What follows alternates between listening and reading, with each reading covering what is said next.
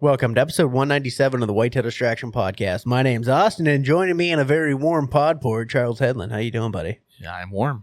That's how I'm doing. I am. I'm not like steaming hot like I was before. No, but it's nice. You came in, it was like a sauna in here. Yeah. You always got it cranking when I come in here. I I'm like, did. ooh, that's nice. Because it's cold outside, boy. Yeah, it is, man. What is it right now? I bet you it's like 8. It's What's that say, 13. 13. It's 13. Yeah, I bet you the real feel's even lower. I bet you it is, too. Horrible, man. It was 3 degrees this morning. Right? We were just talking the other day. I'm like, what's the low again tomorrow? I was like, I think it's like 4 or something. I looked again. I was like, no, it's 2. Oh, yeah. 2 is the low. Oh, yeah. That is horrible. But I'll tell you what, it is supposed to get nice. And I will say next week is going to be prime temperatures for some frost seeding. Oh, I don't know if good you call, saw, dude. But man, the highs are going to be right around 40 in the day. And the lows are going to be in teens to 20-ish range at night. So we should get, and I think the following week we might see a little bit of precip, but next week's going to be prime for frost seeding. So you're listening to this now. Place your order. Go on Back 40 Seed. I don't know, it's back40seedco.com, something like that. I believe so. Just go and type in Back 40 Seed Company, okay? And you'll find it. Back40seedco.com. Damn, I nailed it. You did, too. Go on there. Go find you, I would say, get yourself That clover chicory, man. Chicory, bro. Yeah, there it is. Chicory clover blend. That is the blend right there, my man. Go get that right now. Even just the clover blend. Yeah, the clover blend's fine. Yeah. It's going to be fantastic. But I like the little extra with the chicory. Yeah, absolutely. I do. Personally, I do. It gives them a little bit of something else, you know? Something different. Something different. Deer. But there you go. Chicory-based blend with Ladino clover. Ladino clover. Boom. Yeah, that'd be pretty sweet, man. Yeah. 4 to 5 year duration. Yeah, and that's the great part about clover, right? Mm-hmm. You don't have to do it every year. You can give it a little extra every year if you want to with the frost seed, just to keep your plot going strong. But that thing it looks like online it's almost gone. So Almost gone, boys. Get in there. Get your frost seed and ordered. better hurry up. And while you're at it, Use code distraction10 for 10% off. I like that. And you know what? If you're thinking about hunting turkeys with the bow this year, you should probably go on to VIP Archery and go get you some broadheads. Grab you a gobbler guillotine. Oh, the old guillotino. The guillotino. You could, or you could just shoot them with the, say, hey, I don't want just a turkey broadhead. I'm going to go and get me the combat veteran. You could shoot a combat vet. I mean, the gobbler guillotine's $15, dude. That's such a steal. That's unbelievable. $15. 175 grain they're of in madness. Stock. They're in stock right now. They are in stock right now. Go pick you up one of them bad boys and lop the head off a turkey. I'd still like to do that. I still have mine set up. I still have mine set up. I think I determined this year for turkey camp. You're going to try it? I'm bringing only my bow. Turkey camp? I'm doing it on turkey camp. I don't even care. Are you insane? I'm not showing up with a shotgun. Wow. Well, Mike Fennell is going to love me. Yeah. I don't know, man. Even he might be looking at you a little sideways. You watch me. All right. Hey, more power to you. I think you could get it done. It's going to happen. That's what I'm bringing. You gonna bring the hunting blind? Yeah, absolutely. Yeah. Yeah. You gonna bring your A&F custom calls? Yeah, absolutely. There you go. I'm going to break out the old Dave Smith decoys. Why not, right? I mean, why not? If you're going to be doing See what happens. I'll tell you what, if you could get on to, I'm not going to mention his name, but his property. Yeah. Patreon members property. Yeah. I don't want to throw any names out there. We'll call him Steve. Yeah. If you can get on Steve's property, I guarantee you could probably get it done. Yeah, I think so. Or at least have some opportunities. Absolutely. That would be... Hey, Steve, if you're listening. Steve. We're going to gobbler guillotine something. Dude, that would be so cool. That would be sweet. Oh, man. Now you got me a little fired up. Let's do it. If you do it, maybe I'll do it. I'm not going to do it. Say you swear. Probably not.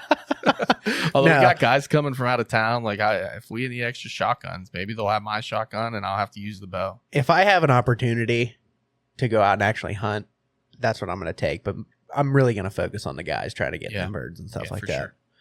Well, there you go. And if you do need a blind, Well, this company that we got coming up right here might be your answer. Hey, yo, buddy.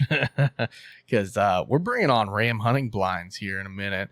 And I'll tell you what, after looking into them a little bit, they are a badass blind. Made in the USA. That is a huge bonus. That is a huge bonus. The There's nice a part warranty on there. Yeah, what was it? 3-year warranty? 3-year or something like that? warranty. Good people. Yeah. The nice part is it's lightweight. It is. You could actually go and set one of those things up in a field somewhere and turkey hunt out of them very easily, especially with a bow. I mean, they are built for bow hunting. They are built for bow hunting. No doubt about it.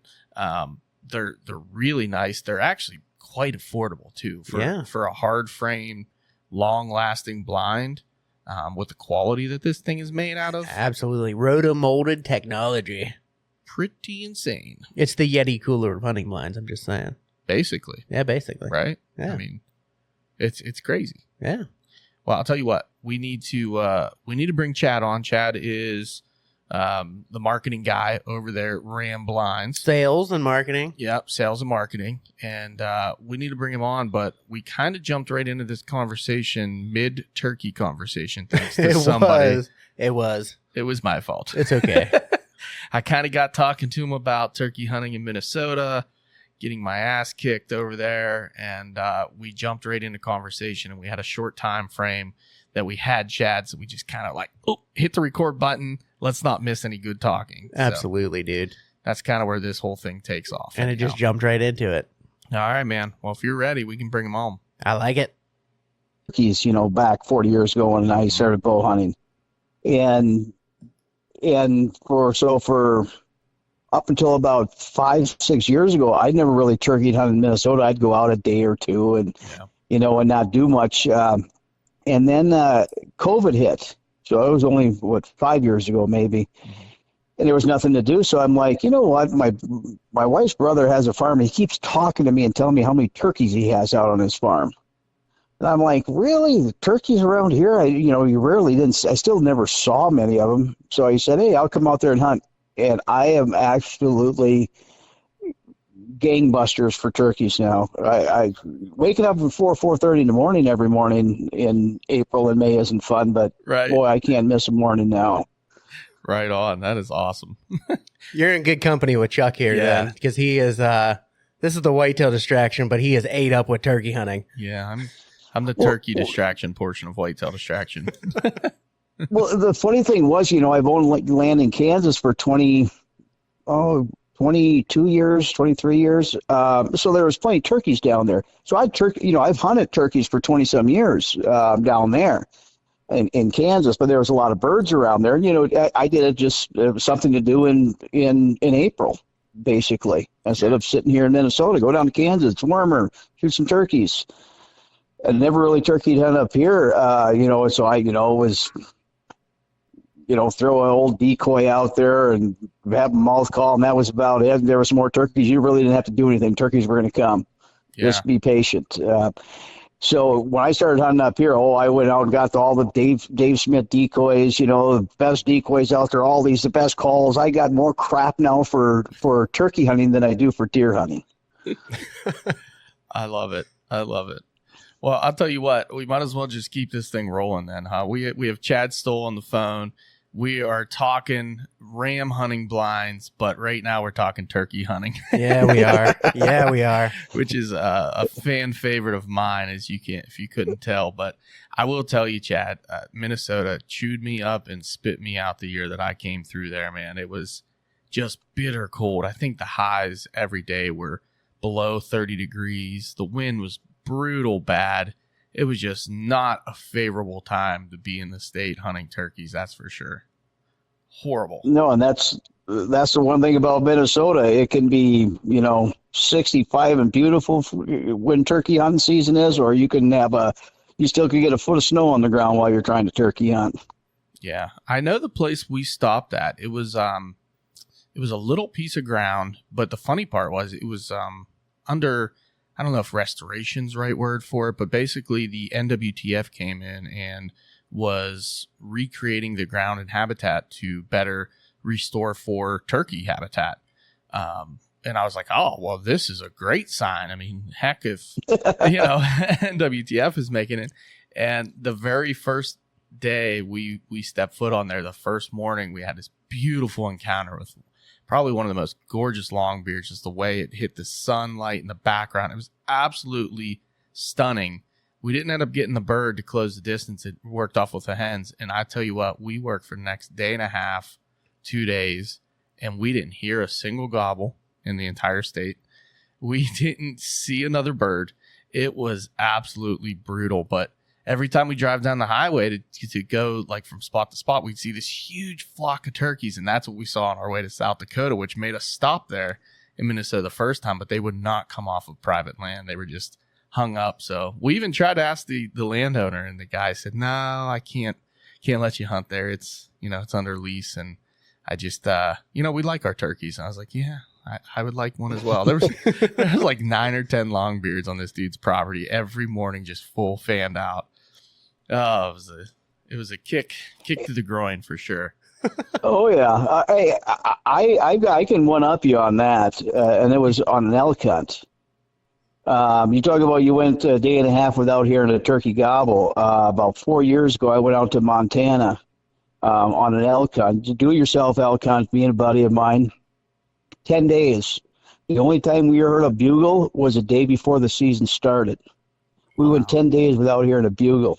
That's brutal. I put on miles and miles and miles of walking and never heard an elk bugle.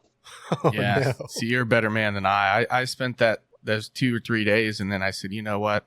I know there's turkeys gobbling in West Virginia, and the weather's a lot better. So we literally got up in the middle after, I think it was the middle of the day after our hunt.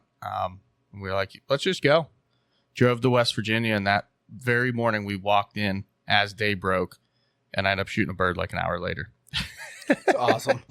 Well, that's why the nice thing where I live here in Minnesota, I live out in the country. I only have 5 acres out here, but the farmer right behind my little 5-acre piece of woods, he has it's a slough and probably about 15 acres of timber with some grass area, and then just farm fields, and he lets me turkey hunt it. And for most of the year, until it gets bitterly cold like we are now, all the turkeys roost in my little 5 acres right behind my house. I watch them go to roost every night.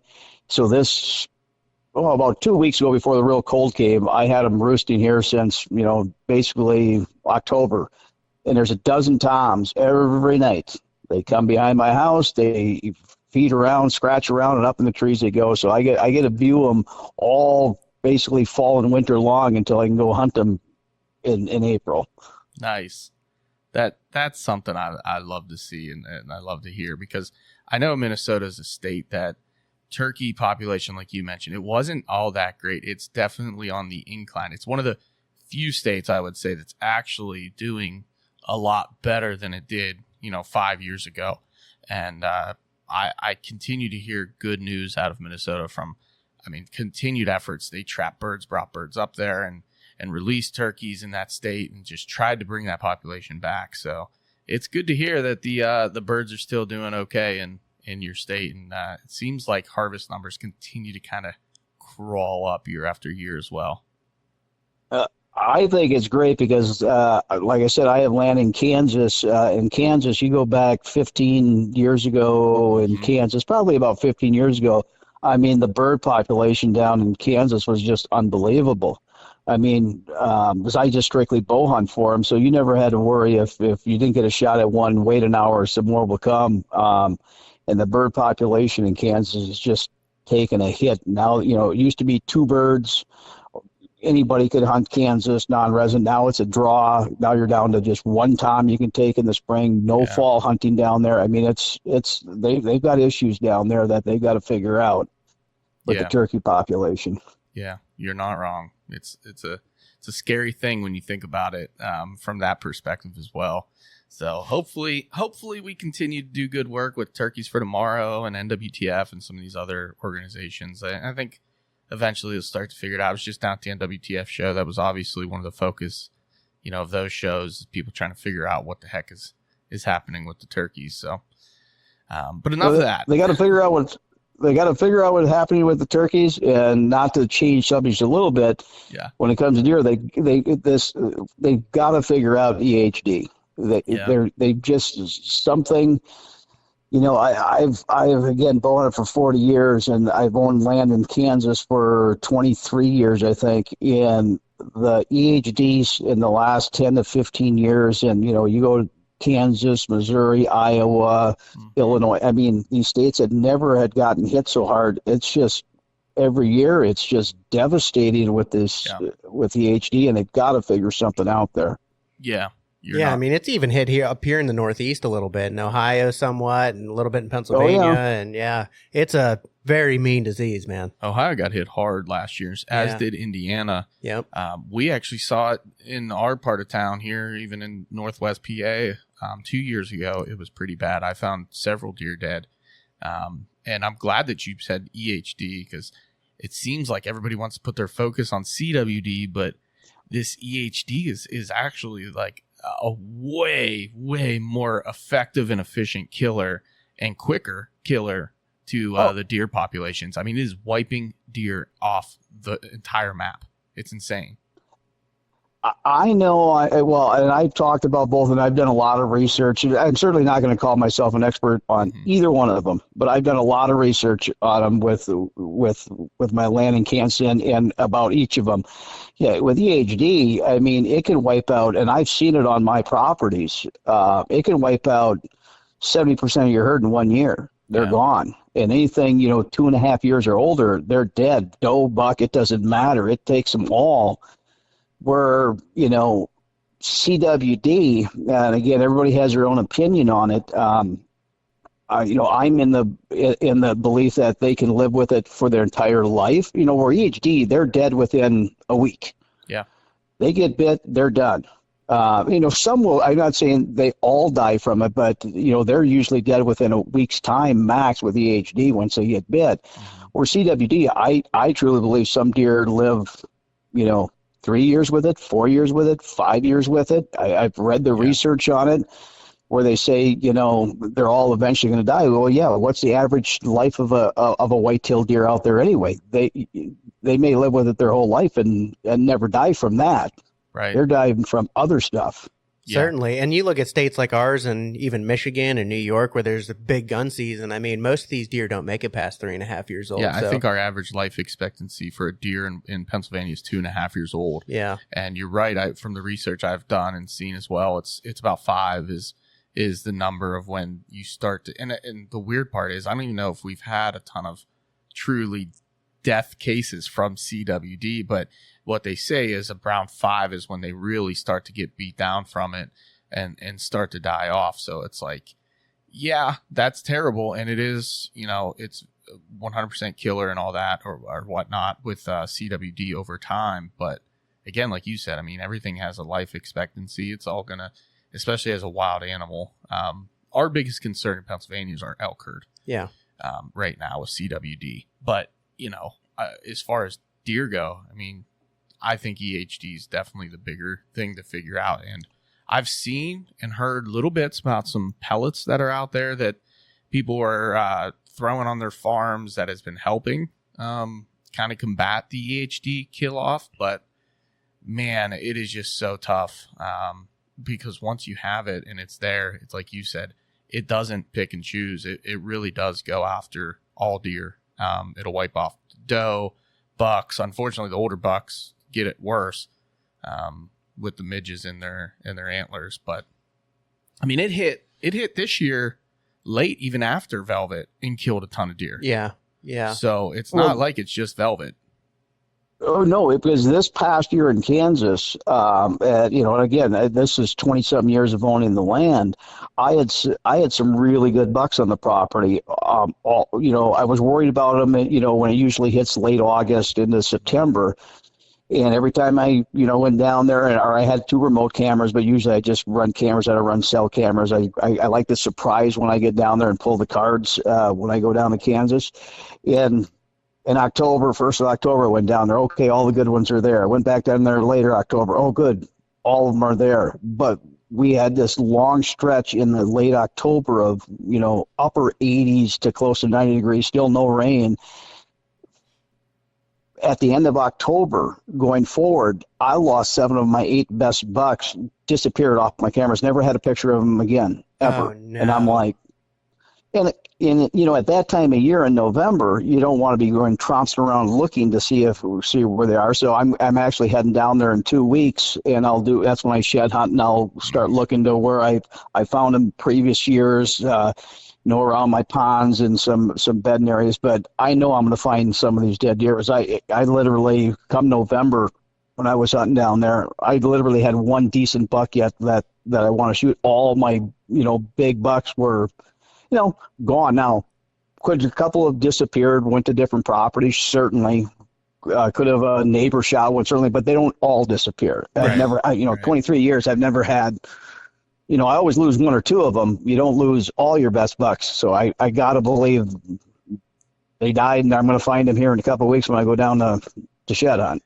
You got to think, too. I mean, you said you had one decent shooter in November. You're thinking the rut with all those deer that are cruising, coming from other properties and stuff like that, and you weren't seeing them. So, I mean, that's a pretty good indicator right there. Yeah, it's tough. Hopefully that's not the case. But it's very unfortunate because it takes years for areas like that to rebound as well. I mean, you think about it, you're talking about a mature whitetail of caliber you want to shoot in a state like that's usually anywhere from 3.5 and a very good deer to 5.5. And, when you get most of your deer herd wiped out, you restart.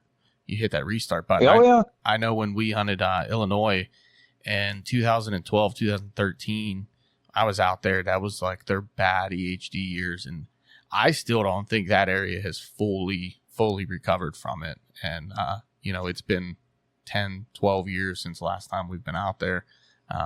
We did go out one other year, and it was like, you could just tell that the age structure wasn't there. And then they got hit again. And it was just, it's a messy thing.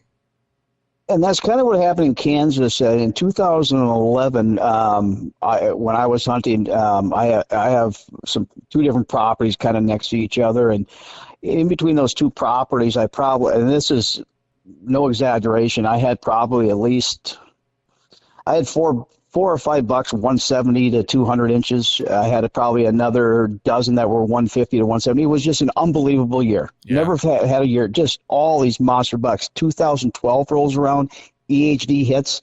I have 0. The biggest buck I have on my property is a 125-inch buck. All died. Man. Jeez. That is terrible. I mean, it was unbelievable. I mean, I'm thinking after 2011, I shot a buck that year. Now I'm like, 2012 is going to be awesome. I have all these bucks. They're probably not all going to stay there, but I'm going to have a great year. I'm telling you, I hunted down there. I still did my normal hunting, but the biggest buck, and I wasn't going to shoot him. I said, I got to have one come from a different property. There was just nothing there. Found a bunch of them dead. And it took probably 4 or 5 years to get it back to decent again. Not to what it was, but decent. Right. And then now we got hit again. The last 2 years down in Kansas, we've got hit pretty good with a lot of the good bucks dying off from it. I found 2 of my best bucks a year ago. I found them dead from me. Most likely, you never can 100% confirm that they died from EHD when you find their skeleton, but they looked healthy the last time I had them on picture, and then they disappeared. Yeah. I mean. Yep. That's typically how it works too. It's like they were there one day and gone the next, and next thing you know, you're finding bones. Yeah. That's tough, man. Well, I'll tell you what, I don't want to get too far down this rabbit hole because we just kind of started talking back and forth in natural conversation. And that's kind of how these things work with us, Chad. We just go wherever it takes us. But I would like to back it up a little bit, if you don't mind, just kind of doing the introduction part now that we have a moment. Just introduce who you are and what you do. Well, my name's Chad Stoll. I'm born and raised in Minnesota. Right now, I handle all the sales and work with Ram hunting blinds. It's a 2-piece hard shell hunting blind. And the reason I came out with this, I used to own Maverick blinds, and own Maverick, which is a 2-piece Maverick blind. And I kind of got into hard hunting blinds was back in probably the late 2000s, around 2009, 2010. I was looking for a blind to hunt out of because, as you well know, everybody's used pop-up blinds, and I had a bunch of pop-up blinds that I set up down in Kansas to turkey hunt, set them up in March, so when I go back in April, I'm ready to hunt, and a storm came through and literally destroyed about a dozen of my double bull blinds. Big, heavy snowstorm, tore them apart, and I'm like, there's got to be a better way. So I went out to look for hard blinds instead, so I wanted to deal with it. But back, if people remember, back in the mid to late 2000s, all the hard blinds, there wasn't many manufacturers out there, but they're really designed strictly for gun hunting.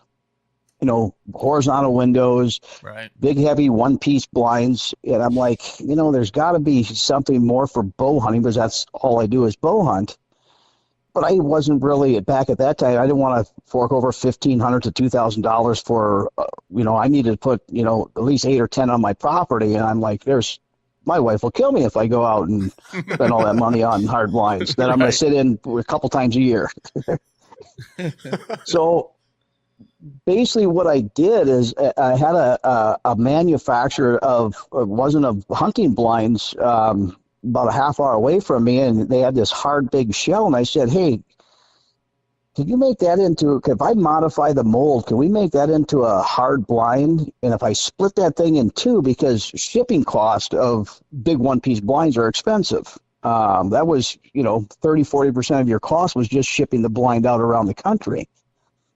And I thought, well, I may sell some, but it mainly was for me. So we redid this mold, split it in two. I could shell it together, kind of like goose decoys, this hard shell blind. And, next thing I know, my buddy wants one and his buddy wants a couple. And it kind of was like I was selling some, but I wasn't really looking to get into the market or anything with these original. I didn't even have a name Maverick blind yet. I just had a blind for myself.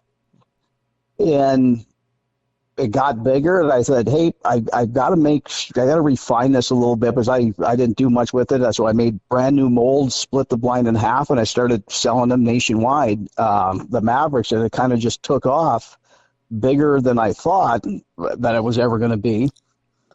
And sold that a handful of years ago, and I wanted to make changes to it, and that's when I came out with the Ram. I basically took all the improvements that guys had mentioned to me, all the hunters and everybody I talked to that hunted out of Mavericks, into these Rams. Better hinges, better door, better system, better windows. Everything's a little bit better. And these two-piece blinds, what's nice about it is I can ship 10 blinds down for basically the price I can ship one, because I could, again, shell them like goose decoys and ship anywhere in the nation. And the nice thing with the two-piece blind is any customer out there, and usually hunters have a truck, the two shells will throw it in the back of the truck, take it out to your property. The two halves get bolted together. It becomes a one-piece hard blind, and you can put it pretty much anywhere on your property. Okay. That's pretty wild. I didn't realize that before when I was doing my research that it's two-piece, but that makes 100% sense, man. That's awesome. Well, yeah, because originally I was going to be a one-piece blind, and I started shipping it. I'm in Minnesota. I was just shipping it to Iowa, close to me, Wisconsin. And it was like, wait a second. For me to ship one blind, I know what the blind cost me to make. It was almost as much to ship the darn thing as it was to make the darn thing, because It's taking up so much space. Yeah. So that's when I thought, because I was a big goose hunter back in the day, I'm like, these goose decoys just shell together. What if I split it, just shell the two halves together, but make the connection so it's waterproof, airproof, which I did. And now it's easy to ship. It's easy for customers. You don't need a tractor to move it with forks or a bobcat or something. You don't need 6 guys to help set the darn thing up, because it's 400 pounds. The Ram blinds combined, the two halves weigh about 120 to 130 pounds. So it's easy to move, easy to set up. Huh. Yeah. And the nice thing is, it'll be out there because it's made from rotomold, and rotomold is designed to sit outdoors from 30 below to 120 degrees, because I got these down in Mexico all the way up to northern Canada. It's made from rotomold, so it's designed to sit outdoors. The outdoors isn't going to hurt it. It'll be out there 30 years from now. without any issues. That's awesome. That's unbelievable. One of the things that put you guys on my radar, honestly, you guys tagged us in a post and you had these covers that fit over top of them to insulate them. And I thought that was the coolest thing in the world because that's not something that you typically see. Right. Yeah. Well, the big thing with the cover is you can throw a lot of the blinds out there. They use that eggshell foam to help insulate the inside of it, and I went down that route, looked into that to get good foam. It's very expensive to get good stuff because you can get stuff that looks identical to each other. If I showed you, you wouldn't know the good stuff from the bad stuff. But the bad stuff's going to last 2 years. The good stuff may last 5 or 6 years. And I'm like, well, there's got to be a better way at that because that's a very tedious putting that eggshell foam all around the inside of your blind to insulate it. Well, this three-walled cover that's camouflage, like I tell every one of my dealers or customers, the camouflaging is the least important thing of the insulated cover. Because deer don't care if it's camouflage, blue, green, yellow, they don't care. Right. It looks a little cooler, but the deer don't care. But what it does is with that cover on there, and this cover goes on in literally 5 minutes, it's on, it insulates the blind. So, blinds, your house gets condensation around your window. So, of course, a blind sitting out in cold weather, you're going to build condensation inside. So it pretty much eliminates all condensation inside the blind. On a cold day, say it's 20 degrees outside, it'll be at least 10 to 20 degrees warmer inside the blind. Same with if it's hot outside. If you have that cover on, and I've been in Kansas on 90-degree days, it'll be 10 to 20 degrees cooler inside that blind with that insulated cover on it. That makes total sense, yeah. And that cover, wherever the 9 windows that go around the ram blind, we have windows that zip open and tuck away. So on all 9 windows, so you can open up any window. It has slide-down see-through netting that slides down, so you can cover any of the windows with that, so deer can't see in or turkeys can't see in. So it's a real neat system, which does a lot of stuff to help the blind. Noise reduction, scent reduction, but I'm never going to claim ever that it's going to stop all your scent. Even the hard blind, even our ram blind, never rely on the blind or the cover to eliminate all your scent. It's not feasible. And I've told a lot of people out there, if any blind company, and I'm not putting any blind company down, but any blind company that tells you it eliminates all your scent, you can hunt, deer 360 around you, they're lying to you. Right. They're not telling the truth because if no air was moving through that blind, you would die because you would burn up all the oxygen in your blind and you'd be dead. Right. Yeah. Yeah. So you still got to play the wind. Yeah. Even in these hard blinds. Now, I've had hunters that have said, oh, heck, I put in the middle of the field, I have deer 360 degrees all around me. I'm not saying it can happen, but I certainly wouldn't rely on it happening. Right. I will say they are really nice looking blinds too. And I didn't realize, as Austin said too, but it does look like the seam is just straight down the middle, right? I mean, you basically have 2 halves that go together. And that's what you mean by like shelling them together. You can quickly just stack one half on the other half and ship it. That is really cool design. Yeah, what it is we have if you think of a V and just think of a small V and a big V, and the big V, the one side has a small V, the other side has a big V where the connection goes. So the big V goes up and over the top of the small V. You drill those so it gets sucked together, so it gets it airtight and watertight, and there's no way for water to get in there.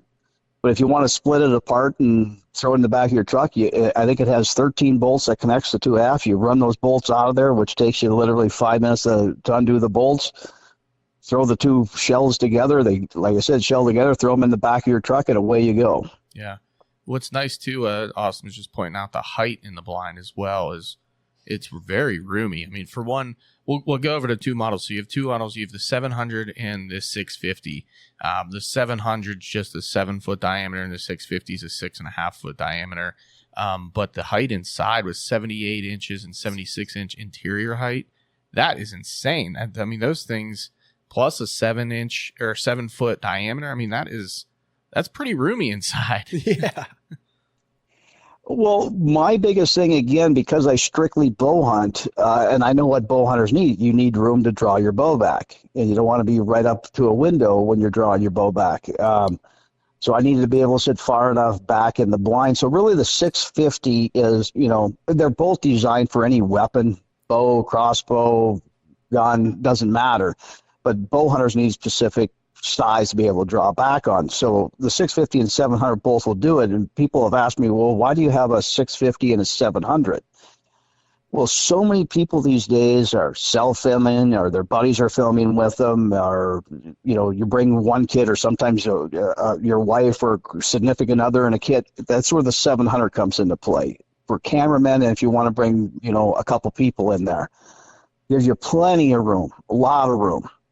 Be able to film out of it. And at one time I had 3 young kids at one time, and I had them all in the blind at the same time. That was kind of a zoo in there, but we made it work. Man, I can imagine. It's funny because I keep switching back and forth, and I'm looking right now going between the 650 and the 700, and 9 windows is insane. Yeah. That's absolutely wild how much room you have to move in there, and then just being able to have the different angles. Like looking at this one picture on the 650, if you go on the website, it's the inside of the blind, basically like a high angle. It looks like you're looking at like someone's like, I would think. I don't even know how to explain it right now. Yeah, I'm thinking of someone's window in their house where they have like I don't know what you call like that. Like a breakfast nook. Like a breakfast nook, right? And it's got windows the whole way around it. That's the vibe I get from this. And I'm thinking you could put a 360 rotating chair in there and sit in that thing with your bow, and you literally could hunt 360 degrees with absolute ease out of this thing. I mean, there is no lack of places to shoot. It's incredible. Well, that's and that's what I get when I designed the blind, and that's why there's 9 windows and how much space is in between each window. Because I want to be able to shoot, normal bow, you're going to shoot one direction. You're not typically shooting 360 all the time, but you're capable of doing it here. But when I designed it, I wanted space in between each window. So literally, because it's round, you don't have corners, so there's nowhere a deer can stand where you have to wait for him to come to a window to be able to shoot it. You can shoot it no matter where that deer is standing. But the nice thing is between those windows is obviously the blind, so I can draw my bow without the deer seeing in between either window, and I don't have to move basically to go to either one of those windows because of being round. I just lean a little bit forward or a little bit back, right, and I'm there. But there is no place a deer can stand where I can't shoot that deer out of that blind with any weapon. That's a great point. Yeah. And again, not putting other bow or blind companies down by any means, but some are designed for certain things. But I never understood, this is just my opinion, the blinds that have the horizontal windows, on the side, on their walls of their window, and on the corners they have these long vertical windows, and that's your bow windows. Mm-hmm. Well, I don't want to wait for that deer to get to that window. I want to be able to shoot it anywhere, so I don't want to wait till a quarter window. So that's why I made all the windows vertical, so you can shoot your bow out of every single one of them. Yeah, and it's not like you can't shoot a gun out of a vertical window too. Yeah, exactly. A gun needs a window. They don't need a specific type of window. They just need a window. That's right. Bow hunters need specific type of window to be able to shoot out, because I've been there before where I hit the bottom of the window as I release an arrow, hit the bottom of a window, and it doesn't work out so well. Yeah. You'll never have that problem with these vertical windows where the deer are standing.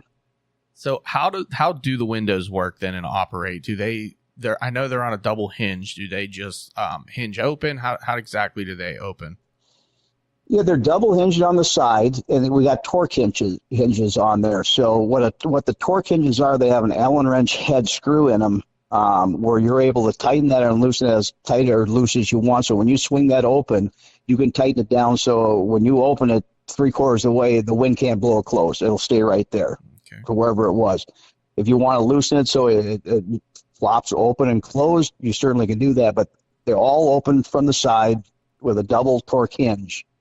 So you can open your windows, torque them tight, and you can have that set. You don't have to go up, bring an Allen wrench along with you every time. You just set them to the tightness that you want. and then they have 6 window clips going all the way around the window. When you close it, to clip it closed and tight to seal it up. Wow. That's I'm awesome. Looking at that now, and I know you guys do as well. Tinted windows versus clear windows. I know you have some window covers as well that you offer. I heard you mention about some of the mesh and different things like that as well, for if you want to leave them open and just have like a mesh covering over them. Is that that's something that you guys can do as well? We're coming out with. We don't have the see-through netting cover. That's on the cover, the insulated cover. But if you just bought the blind, we will be coming out this spring to summer, where we'll have see-through coverings to put on the window. So if you want to open the window and just have a mesh, either a black or camouflage mesh covering that window so you can see through, we'll be having those available yet this year. On that you can put on any window that you wanted to. And the one thing I did want to talk about, which I think is a real neat feature, because when you're dealing with, a big plastic blind like this is, and a 2-piece blind, is the door. And one thing we did with the door is we put a support shelf. It's a door handle with a support shelf on there. And what that is when you close the door, you lift it up onto the shelf. So it pretty much locks the door in place where it can't blow open, but it supports it so the door doesn't sag, which if anybody that's dealt with a lot of blinds before, that's the biggest issue. You can get sag in your door. Well, the shelf eliminates that. Okay. And it has a double hole in it where you're able to lock your door if you want to. And then we have 4 different door latches going around, in and out door latches that you can use them all or you don't have to, but that seals and tightens up the door compared to just using the shelf to do it. Right. I'm imagining the breeze that comes through this thing with all those windows too. Like on hot days, if you had them all open, I'm sure it's a 360 design. So you're literally getting air in it from all directions and getting a nice cross flow. I'm sure that helps cool things down quite a bit as well. It helps, obviously. Most hunters don't want them all open because usually their back side of them is, you want that as dark as you can with your windows open in front if that's where you're hunting. Like that's where part of these black curtains will come into play. Yep. For behind you, if you want to blacken it out behind you, to put these on the windows behind you so something can't see right through your window and then see the light through the back windows, will help darken the back side of you out that we'll have available. Yeah, that'll be awesome. Yeah, it's a really, really nice looking design, really nice looking blind, and it seems like that cover is something you almost must have right now too, with the added benefits of what the cover will do for you as far as having those mesh windows on them and having the cooler temps or the hotter temps. Because if you think about it, blind hunting, a lot of times, people around here especially, that's a late season type deal where people jump in there late in the year. They'll throw a little heater in there. Have you ran yours with a little heater in it? How does it hold up, like you mentioned, with the condensation and stuff? Well, with the cover on, you turn the heater on, your condensation is pretty much eliminated because that cover keeps it warmer. It would be like covering your windows at night so you couldn't build condensation around your windows in your house. Right. Is basically what it is. That's awesome. So I'm never going to say it's going to eliminate 100% of the condensation, but it eliminates pretty much all of it. And that's what also nice about the cover is, if I truly wanted to open up all 9 windows all around there, I could open up all 9 windows, put that cover on, open up all 9, slide, because you got built-in curtains in there, camouflage see-through net curtains that slide down right in there, built right inside there. So I could open up all 9, slide that down, so I'd have all 9 windows just having that material, but I could get flow, but nothing could still see inside my blind. Right. Yeah. Yeah, that's what I'm picturing right now. That would be awesome. That's pretty sweet. Yeah. I'm a big fan. Like honestly. I said, I hunt Kansas in September for deer hunting, and sometimes even usually I turkey hunt in May or in April in Kansas, but sometimes I go back down in May, and you can get some hot days, and it's nice to be able to have some airflow through that blind. And I don't care whose blind it is. whatever blind, it gets hot inside. Yeah, I'm sure. Now, you guys do the kits as well with the elevated platform and whatnot. Is that correct? Yes, what we have as our platform is designed for our Ram blinds. It's the metal frame with 4x4 receivers built that you mount to it, and then a landing deck for to build a ladder. So it's all the metal framing. You don't have to purchase anything other than the wood to add to it. All your framing is there. So it makes it a much easier process to build an entire platform because all your framing's there. You just 2 sheets of plywood for your top. Your 4x4s to whatever height you want to go into. It comes with all the lag bolts, all the self-tapping screws. It comes with everything you're going to need except the wood. And then you can kind of build to whatever height you want to go. Awesome. That makes total sense. No, I'm going through the builder right now and looking at it, and it's just, it's super easy to do. I mean, you go on and check it out. Everything's built to package. And I have to say, when I first started looking at you guys are significantly more affordable than most other blind companies. I mean, 100%. You see some of these other ones, they're just like, feel like you got to take out a second mortgage almost. Yeah. Well, like I said, going back to my days when I first started designing my first blind and to where this Ram blind is now, it was about affordability because, blinds now, and I'm no brand. I mean, a good blind now that these guys have out are, $4,000 is probably where you're starting for the blind and the platform, $4,000 to $5,000. Yeah. And I was like, how? Obviously, some people can afford, but I'm like, what if I wanted to put 4 on my property? I can't spend $20,000 on 4 blinds on my property. Some people can, but I certainly don't want to. So yeah. I wanted to make it an affordable blind, but the quality had to be there. It had to be long lasting, and I know these blinds will be out there 30 plus years because of how they're made. Right. I'm not worried about the longevity of them.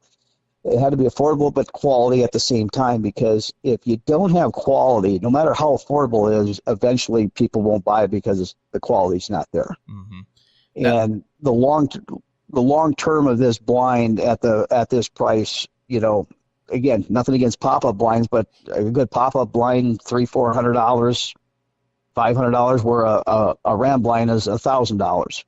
But it's going to be out there for 30 years without any issues. And you can leave it out year-round and never touch it. Never have to worry about snow load, nothing. Yeah, that's incredible. The real quick, Chad, the seals that you have as an accessory is that something as like a replacement, or is that something that you offer after the fact to seal the windows and doors? No, all the seals, all that stuff comes with the hardware kit with your blind when you purchase it. So there's nothing, literally nothing you have to purchase after the fact. Everything comes with it. Excellent. And then you can just deck it completely out. You can put a rug in there, which is pretty cool. Yeah, I think that's really neat. The fact that you made a rug perfect to size for the blind is awesome, convenient. It's not expensive either. And then you guys sell chairs. As I mentioned, the 360 hunting chair, perfect. There's one right there. There's a stool on the blind. There's platforms. I mean, you really have everything you need. And when you deck it all out and you go through this builder, I mean, you can be all in, completely decked out for under $2,000. Like that's unheard of. That's if you purchase the chair, the rug, the platform, the blind, the whole 9 yards. Yep. The cover. Exactly. And the one thing about the chair that the Ram chair is, especially it has 5 legs, and people say, why 5 legs? Well, the reason that the chair, I believe, is the best chair out there, because I've in all my years of hunting, I've sat in about every chair imaginable that they have made for hunting to be comfortable. And the difference between the Ram SG360 chair is not only does it rotate or spin around 360 degrees, and it has your armrest if you want it. They'll fold up if you don't want them. But the thing rocks back and forth. Now, it isn't like a rocking chair, but I'm able to lay back. As everybody knows, sitting in the blind for 4 hours, 5 hours, and you can't lay back, your back gets, especially the older you get, like me, stiffer your back gets. Yeah.